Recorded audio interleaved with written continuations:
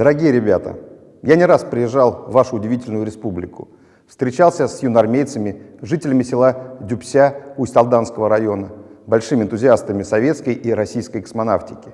А недавно я узнал, что в далеком 1968 году якутские школьники из Таатинского района получили письмо от первого космонавта планеты Юрия Алексеевича Гагарина.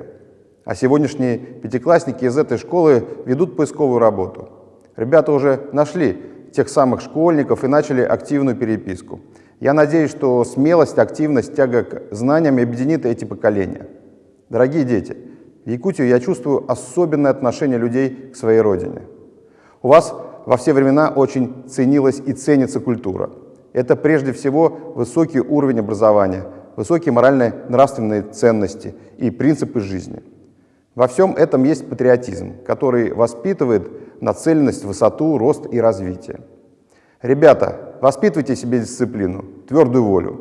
Успехов вам во всем. Поздравляю вас с Днем космонавтики. Летчик-космонавт, герой Российской Федерации, начальник главного штаба юной армии Роман Романенко.